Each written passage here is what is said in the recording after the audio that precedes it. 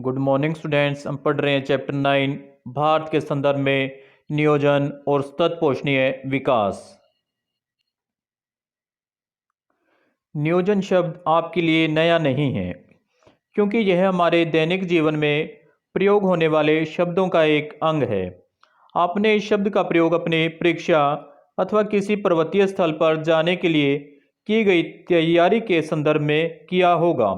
इसमें सोच विचार की प्रक्रिया, कार्यक्रम की रूपरेखा तैयार करना तथा उद्देश्यों को प्राप्त करने हेतु गतिविधियों का क्रियान्वयन सम्मिलित है। यद्यपि यह एक शब्द व्यापक है, परंतु इस अध्ययन में इसका प्रयोग आर्थिक विकास की प्रक्रियाओं के संदर्भ में किया गया है। अतः उस तीर और तुक्का विधि से भिन्न है जिसमें सुधार और पुनर्निर्माण का कार्य किया जाता है।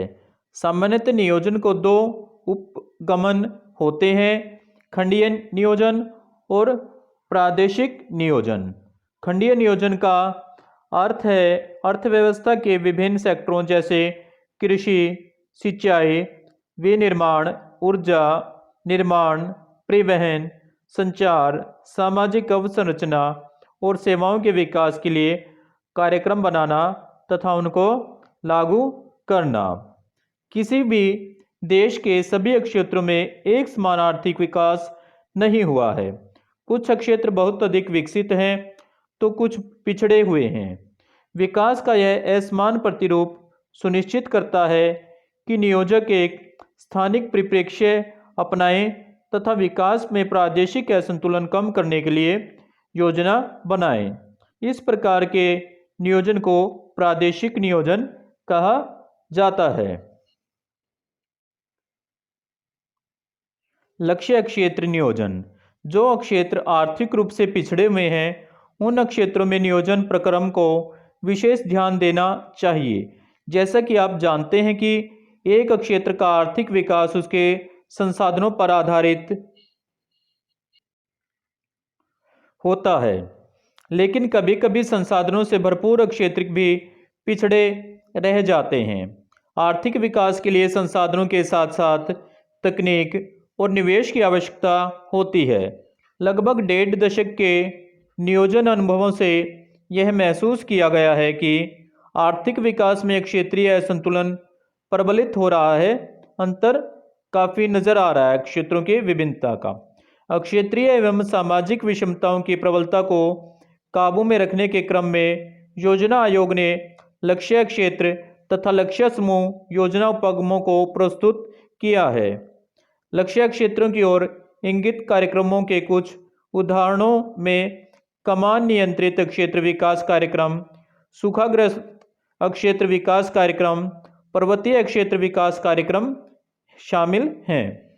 इसके साथ ही लघु कृषक विकास संस्था, सीमांत किसान विकास संस्था आदि कुछ लक्ष्य समूह कार्यक्रम के उदाहरण हैं। 8वीं पंचवर्षीय योजना में पर्वतीय क्षेत्रों तथा उत्तर पूर्वी राज्यों, जनजातीय एवं पिछड़े क्षेत्रों में अवसंरचना को विकसित करने के लिए विशिष्ट क्षेत्र योजना को तैयार किया गया। पर्वतीय क्षेत्र विकास कार्यक्रम: पर्वतीय क्षेत्र विकास कार्यक्रमों को 5वीं पंचवर्षीय योजना में प्रारंभ किया गया और इसके अंतर्गत उत्तर प्रदेश के सारे पर्वतीय जिलों, वर्तमान में उत्तराखंड, मिकरी पहाड़ी और असम की उत्तरी कछार की पहाड़ियाँ, पश्चिम बंगाल का दार्जिलिंग जिला और तमिलनाडु के नीलगिरी आदि को मिलाकर कुल 15 जिले शामिल हैं। 1981 में पिछड़े क्षेत्रों पर राष्ट्रीय समिति ने उन सभी पर्वतीय क्षेत्रों को पिछड़े पर्वतीय क्षेत्रों में शामिल करने की सिफारिश की जिनकी ऊंचाई 600 मीटर से अधिक है और जिनमें जनजातीय उप योजना लागू नहीं है। पिछड़े क्षेत्रों के विकास के लिए बने राष्ट्रीय समिति ने निम्नलिखित बातों को ध्यान में रखकर पहाड़ी क्षेत्रों में विकास के लिए सुझाव दिए। सभी लोग लाभान्वित हों, केवल प्रभावशाली व्यक्ति ही लाभ न उठा पाएं। स्थानीय संसाधनों और प्रतिभाओं का विकास किया जाए। थर्ड, जीविका निर्वाह अर्थव्यवस्था को निवेश उन्मुखी बनाना। फोर्थ, अंतर्प्रादेशिक व्यापार में पिछड़े क्षेत्रों का शोषण न हो। फिफ्थ, पिछड़े क्षेत्रों की बाजार व्यवस्था में सुधार करके श्रमिकों को लाभ पहुंचाना। सिक्स्थ, पारिस्थितिकीय संतुलन बनाए रखना। पहाड़ी क्षेत्र के विकास की विस्तृत योजनाएं इनके स्थलाकृतिक, पारिस्थितिकीय, सामाजिक तथा आर्थिक दशाओं को ध्यान में रखकर बनाई गई। ये कार्यक्रम पहाड़ी क्षेत्रों में बागवानी का विकास, रोपण कृषि, पशुपालन, मुर्गी पालन, वानिकी, लघु तथा ग्रामीण उद्योगों का विकास करने के लिए स्थानीय संसाधनों को उपयोग में लाने के उद्देश्य से बनाए गए। सूखा संभाव्य क्षेत्र विकास कार्यक्रम। इस कार्यक्रम की शुरुआत चौथी पंचवर्षीय योजना में हुई। इसका उद्देश्य सूखा संभाव्य क्षेत्रों में लोगों को रोजगार उपलब्ध करवाना और सूखे के प्रभाव को कम करने के लिए उत्पादन के साधनों को विकसित करना था। पांचवी पंचवर्षीय योजना में इसके कार्यक्षेत्र को और विस्तृत किया गया।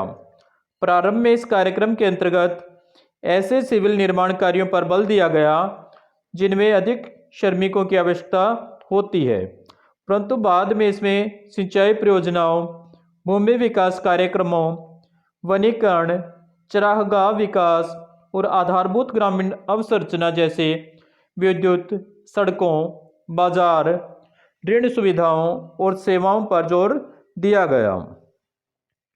पिछड़े क्षेत्रों के विकास की राष्ट्रीय समिति ने इस कार्यक्रम के क्रियान्वयन की समीक्षा की, जांच की, जिसमें यह पाया गया कि यह कार्यक्रम मुख्यतः कृषि तथा इससे संबद्ध सेक्टरों के विकास तक ही सीमित है और पर्यावरणीय संतुलन पुनर्स्थापन पर इसमें विशेष बल दिया गया है।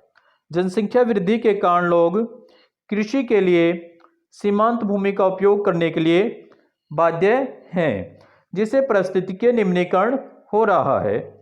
अतः सूखा संभाव्य क्षेत्रों में वैकल्पिक रोजगार अवसर पैदा करने की आवश्यकता है और इन क्षेत्रों का विकास करने की अन्य रणनीतियों में सूक्ष्म स्तर पर समन्वित जल संभर विकास कार्यक्रम अपनाना शामिल है। सूखा संभाव्य क्षेत्रों के विकास की रणनीति में जल, मिट्टी, पौधों, मानव तथा पशु जनसंख्या के बीच पारिस्थितिकीय संतुलन पुनर्स्थापन पर मुख्य रूप से ध्यान दिया जाना चाहिए। 1967 में योजना आयोग ने देश के 67 जिलों, पूर्ण या आंशिक, की पहचान सूखा संभावित जिलों के रूप में की। 1972 में सिंचाई आयोग ने 30% सिंचित क्षेत्रों का मापदंड लेकर सूखा संभाव्य क्षेत्र का परिसीमन किया।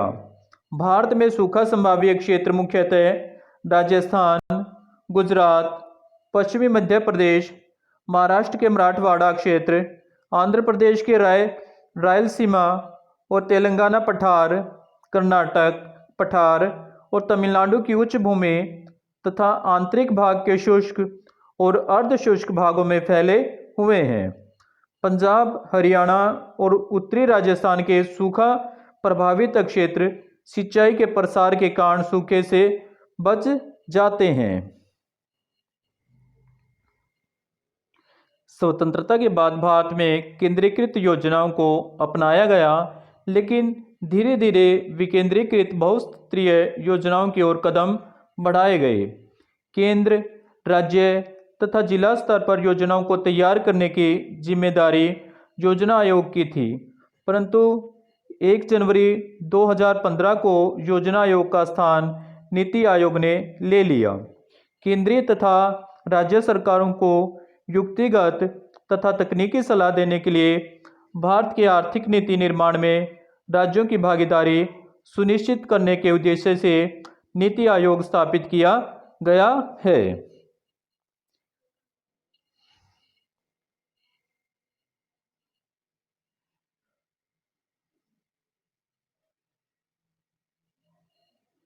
Okay students.